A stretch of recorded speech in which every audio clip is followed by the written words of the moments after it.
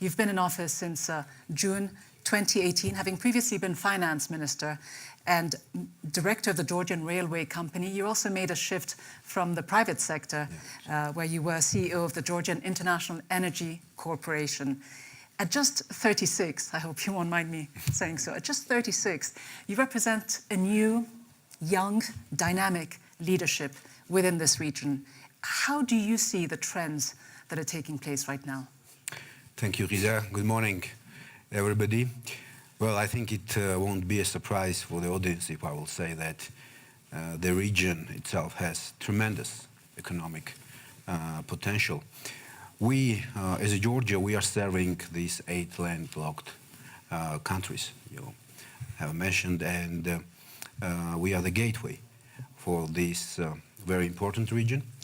And I do believe that in coming years, this region will become the main driver of the economic growth on the entire Eurasian continent.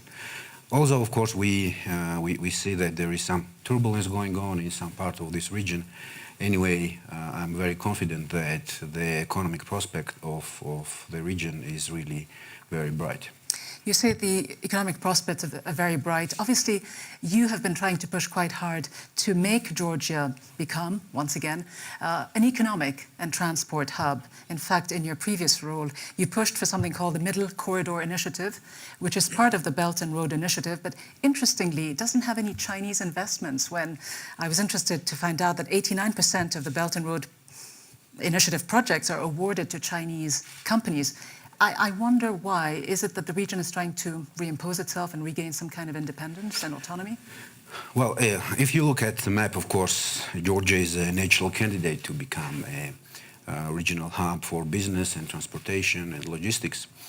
And therefore, we are investing so heavily in infrastructure. We regard ourselves as a bridge from Europe to Asia. Our historical roots are European, and therefore our outlook is also European, but at the same time Georgia is located at this crossroads of civilizations, and of course we regard ourselves as a bridge.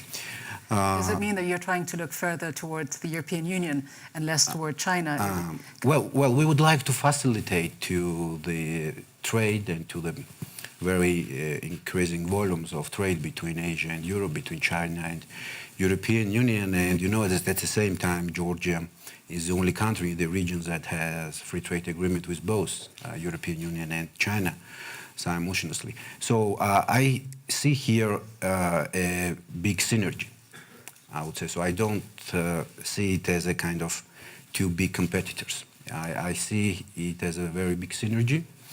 And of course, Georgia, we, as a country that has the European aspiration and European outlook, can play a very important and vital role in this. And let me repeat myself again, we see ourselves as a bridge to connect two largest economic platforms with each other. And quite literally trying to connect Central Asia and the region to China and Europe through this billion-dollar railway that goes from Georgia, Azerbaijan, and Turkey.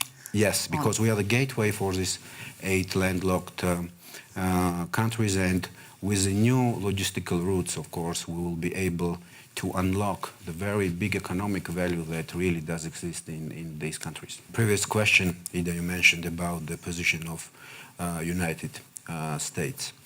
United States is our strategic partner, and for example, the US-Georgia relations is on an all-time high level. And we see a deepening of our cooperation in both dimensions, in security and also in the field of economics and business. But at the same time, yes, I would agree that in the region, these countries may have various international aspirations.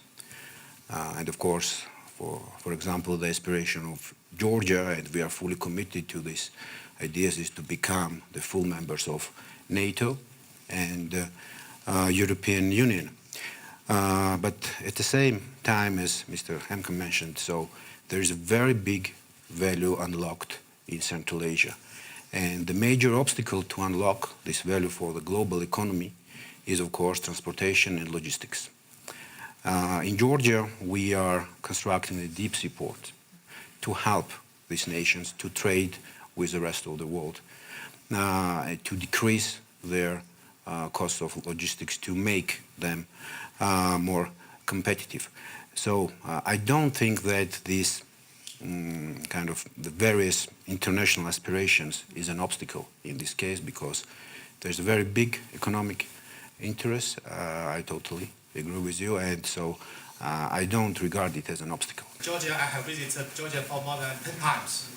Georgia is a very nice and beautiful country.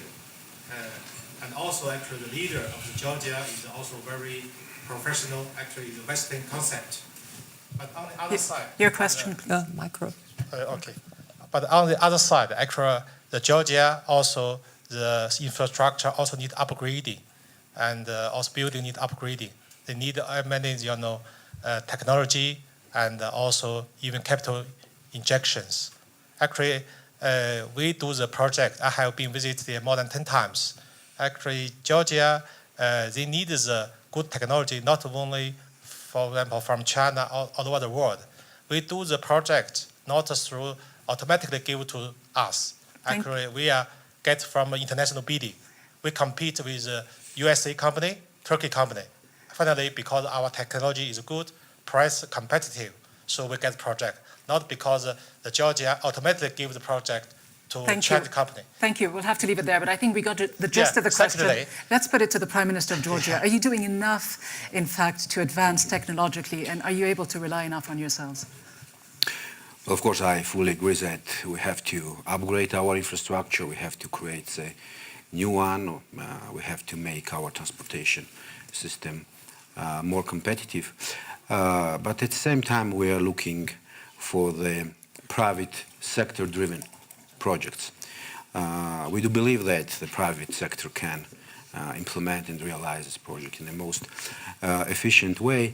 And of course, in this respect, we are trying not to increase our state debt, and with attracting more private investment, implement all these, I would say, historical infrastructure projects.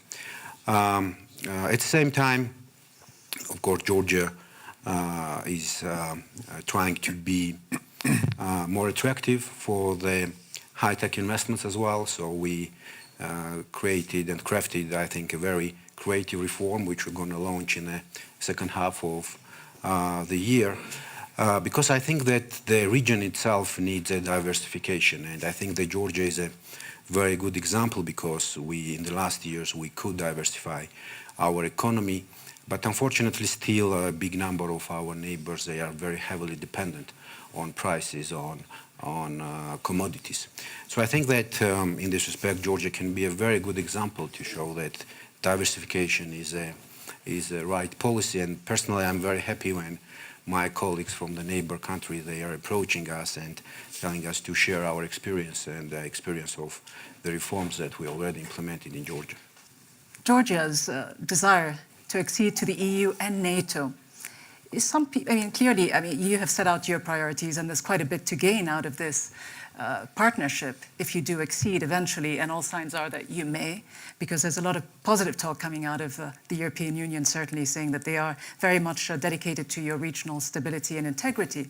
But I wonder, from your perspective, looking at joining NATO, to what extent could it be counterproductive, given the fact that it has created and caused quite a bit of conflict to begin with within Ukraine, and looking back at the policies pursued by then President Saakashvili, the loss of territory? Is it time for you to be more realistic, perhaps, if you ever want to regain control of the territories of South Ossetia and Abkhazia? Well, unfortunately, Russia continues to occupy 20% of our territory. And also Russia is taking the aggressive steps against Georgia. Our answer to this, I would say, the most painful challenge is, of course, the consolidation of our democracy and rapid and sustainable development of our economy. So when we are talking about the international aspirations of of Georgia. Even yesterday I heard that one expert was saying that this is a political choice of Georgia to join EU family, for example. Of course, it's not a best answer to this question. This is our civilizational choice because, as I have mentioned, our roots are European, therefore our outlook is European. But Russia feels the region is also its sphere of influence traditionally. You asked the question about NATO, for example, yes. I think that if Georgia joins NATO, that will be in the best interest of the region. Why? Because it will become more predictable and more sustainable. This region needs stability. It has all the economic preconditions to be very successful.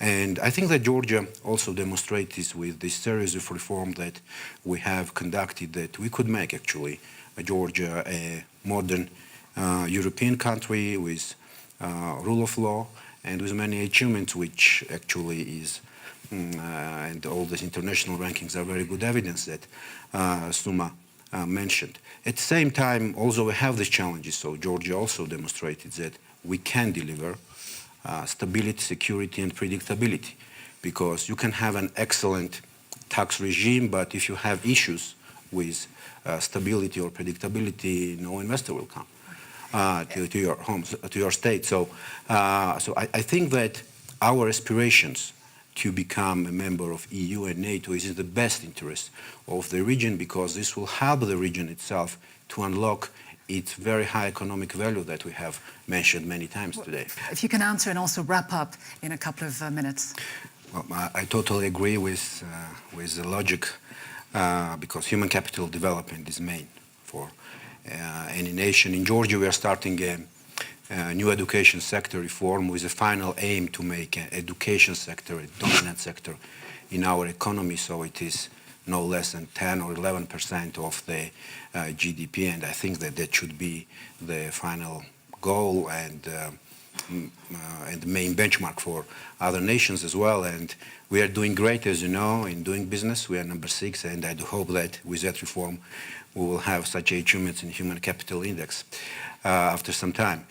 I would like to highlight once again, and let me repeat myself, that indeed this region has enormous economic potential, and of course with joint efforts we have to unlock this economic value for the global economy to make the growth of this part of the world more sustainable.